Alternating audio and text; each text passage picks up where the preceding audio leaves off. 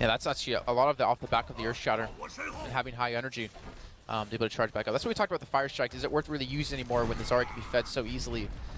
But Lunatic, they didn't really use any ultimates either. They're actually saving quite a few. Mutation on the Reaper, looking for something, and the Nano Boost of Death Blossom coming out of AKM, gets himself a quad kill, and he's going to take down Rouge Hong as well. That is just filthy! And you can see that they're going to have a moment here as well. Yeah, they don't want to kill him right yet. He uses the Bardic Grenade. Maybe if Rouge Hong can survive and escape there, it's worthwhile for him there, but they kind of like put him in a little box. I've said this before, like poking holes on the top and putting some leaves in so Rouge Hong can eat them and survive, and they'll keep him there. The thing is, you can body block him too. Like, he can't run past the enemy model if Reinforce just kind of sat in the doorway and they had another person to plug the hole. But yeah, because of him dying, he has to wait to reinforce. But he also did heal himself. You saw, it's like, why would you use a Bardic Grenade if you're trying to die? Well, because he can still help build up ult percent from that too. Well, now AKM will be at the front lines there as well. We'll try and get a bit of damage, and then he'll probably just fall back now. He's in a great position to come out and just make some damage happen. Rouge Hong as well, in a position where he can't see much of his team. The wall's in the way. It makes it very hard to get the healing down. He does throw the Biotic Grenade, and he actually manages to kill AKM himself. But Unko, 2 kills in that fight. That's pretty big now. Litation falls to Tvik there, and now Rouge Hong's going to have to back away. Miro is charged up well and truly, but he's already lost his shield now, and there's nothing to be done to keep him alive. Rouge Hong tried with the Biotic Grenade, but this is Rogue actually weathering the storm really quite well. Problem is now, this is probably their weakest point they're going to be at for the next few fights. They're only going to have one ultimate. Tvik would like to charge up at one more Blizzard here from this damage on the back, but it's going to be hard to do. I'd imagine he's going to have it during the fight. I think the problem for Rogue is now is, yeah, you've used a lot of ultimates, you're down to just a Graviton Surge, but there's still a good chance for ults to come up in the fight. It's just about coordinating it correctly, right? You have your Shatter, you have the Blizzard coming up, you have the Nano Boost. AKM could most likely get a Death Blossom off as well. But Lunatic don't want to give the opportunity. They have a Nano Boost, they have Litation with Death Blossom coming up, but he's not in line of sight, and he gets taken immediately by AKM. He doesn't get the chance to use the Wraith form. Yeah, Graviton Surge used there as well, and well, this is going to be pretty much a roll over for Tvik, the rope-a-dope as well. It's going to be Rouge Hong to fall down, and now he's got himself yet another Blizzard to use in the next fight. Now, I said that last fight was going to be the weakest Rogue would have been. The one ultimate's all they needed to use. Wins. Graviton came in, Rogue followed up perfectly, and now they have 3 to roll on with. The Earth Shatter from Reinforce on the back of that fight also was instrumental. And look at this. Well, guess what? We're going to do it all over again with AKM coming in from the top. Rinse and repeat. Actually, this is smart. Yeah, Litation going to challenge out on this one, and the Zarya Shield's going to be there. Not to mention the healing. You can see Litation just trying to help Rouge Hong build up an ult percent, but not to mention he's at 12 HP, and AKM takes him down, and he has the opportunity to push back in, but they're not going to commit this one. I think they're just going to sit back, use his ult advantage that you still have, and force Lunatic to have to wait for that 6 man to come back. After last time, what AKM did to Lunatic with those ults coming in with the Death Blossom over the top, they are not going to go through that door until they've dealt with AKM. That means they need to invest a lot of time or go somewhere else, take a different route. For example, this. Esker now going to try and go off towards the side. Now, they still can't pick AKM off from here. He can still use the peel off for safety, and AKM can see them. He gives the call over towards Rogue and lets them know. The reason why this is a good push for Lunatic is because they're not vulnerable to AKM from the top, but he's just going to come through the front there. He doesn't even care. Not even saying hello. No pleasantries being exchanged whatsoever. He just goes in and gets the carnage going. Litation trying to help his team out there as well, but only 1 kill. Rouge Hong going to fall, and Litation was right after him.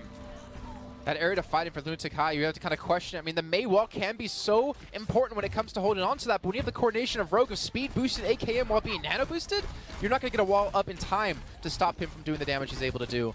Yes, you have the sound barrier out of Lunatic. They're trying to save some ultimates here. They've actually swapped Litation from the Reaper over to Tracer, realizing he's just not able to win out in these trades against AKM.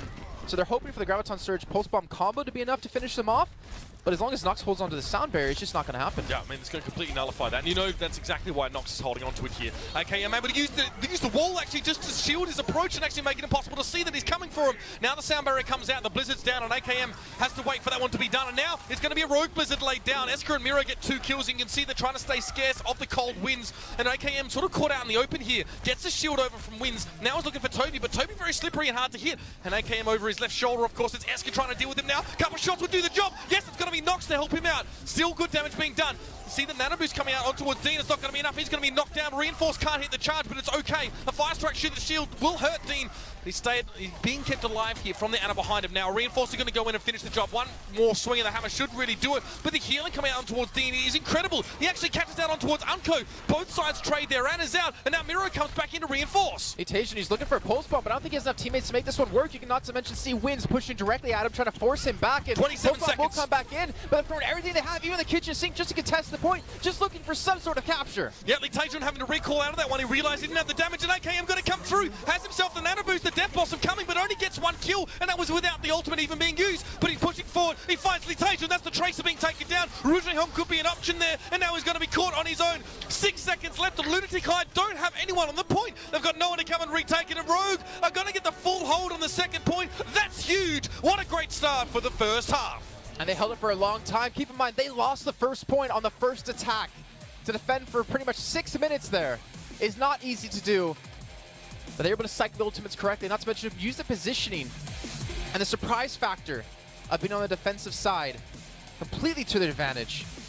And Lunatic High, they swapped. They tried multiple things. They tried the Reaper. They tried to contest AKM head-to-head. They tried the Tracer. And none of it seemed to work. They just could not get a break at all.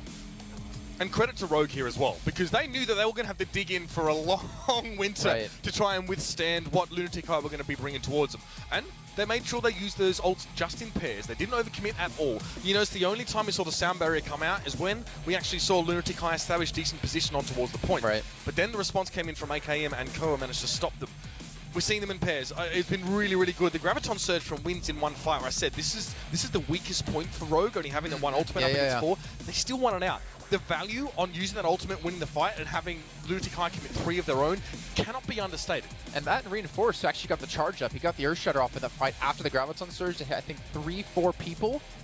Gave them all the ult% they needed to cycle out all over again. Yeah, and the fact that wins could be 50% again at the end of that fight. That was Lunatic High's window. I mean, they probably knew generally that there weren't that many ultimates up, and yet they just could not kind of find the weakness of Rogue in those fights. But now the pressure comes on to Rogue, right?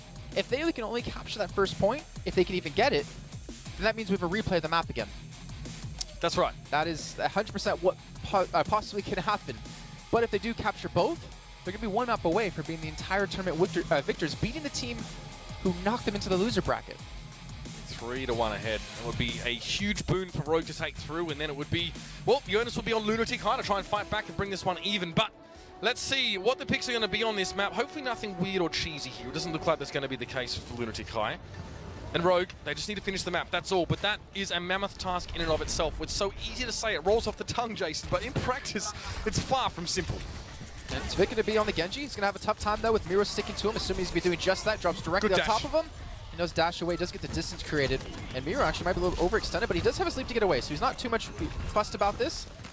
Oh, Eska has to get the healing. Eska actually backs straight into Tvik, who gets the backstab. Yeah, Tvik kept himself ferreted away off towards the corner. I think Eska made a miscalculation, didn't expect him to be there.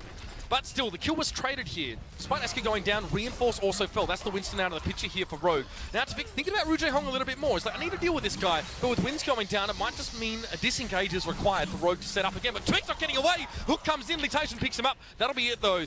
Lunatic High will be happy enough with that for now. I like how Tvik's dealing with Miro, actually, because he doesn't ever dash until he knows Miro has used his jump, so you can create space between him and the Winston, so he can't be 1v1. So Miro jumps on top of him, he immediately dashes away, creates a distance, Unsko can heal him, and he's able to get a lot of damage off the back of it. But even with Eska falling, the stall tactic out of Lunatic High, Rogue were still not able to push through.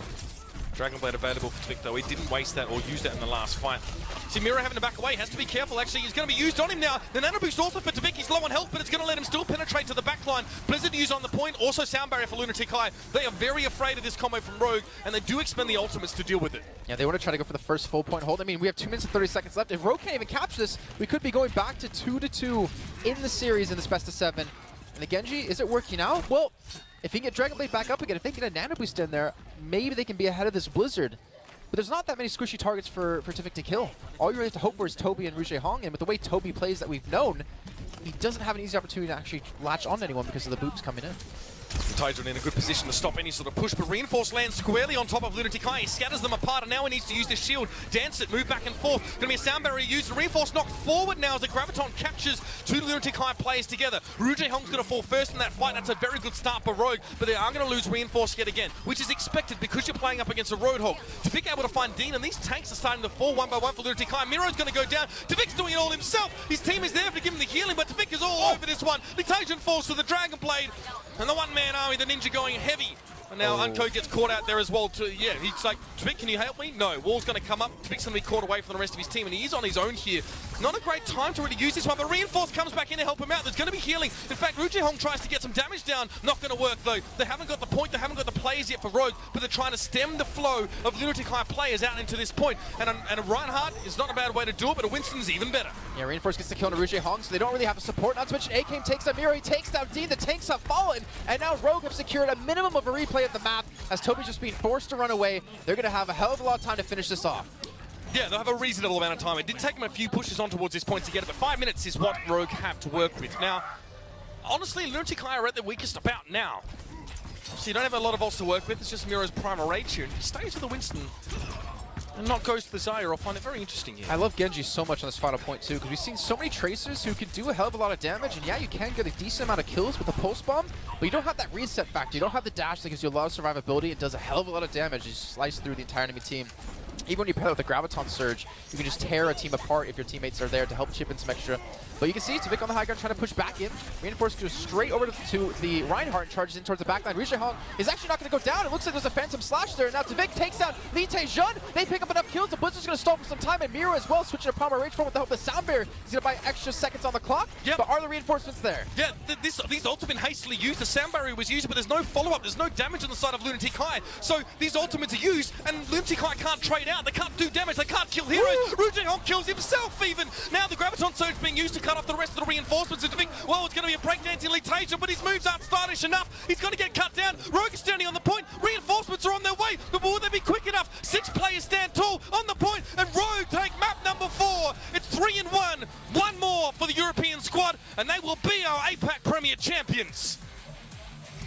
That Genji, Tvik, and Unko together. Unko, to hit those shots, you cannot underestimate how hard it is as an Ana to hit a Genji. To hit a Genji player like Tvik, who can be so fluid, so fast in the air, so fast on the ground, can dodge like crazy. And they're able to keep him alive on just a sliver of HP, constantly healing away. Wins, he's gonna get the play of the game, but the real MVP, it's gotta be Tvik.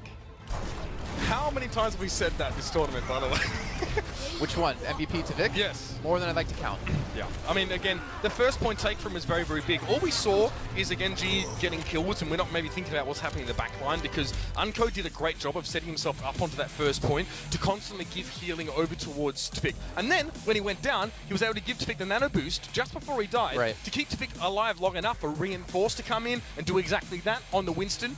And that's how they managed to take control. Otherwise, it could have been nasty stuff, and that would have been Lunatic High's opportunity to get rolling on the first points with ultimate advantage. And we saw Rogue just ignore Rijehong on the first point. Instead of contesting the high ground like we saw Vici do with Dia and XPG to go in that 1v1 battle, he says, you know what, you can stay up there all you want. So my teammates are still getting some extra damage in. I'm dashing through, building up a lot of ult%, and whenever his ultimate was up, he would come in and apply extra pressure and a lot of extra damage. Rogue, after losing to them twice in the groups, are now 1 map away, Mitch. It's a big climb for Lunatic High to bring this one back. If they want it 3-3, they need to win the next 2 in a row. Martin Vera is slim and Rogue are looking good. Map 5 is going to be just around the corner.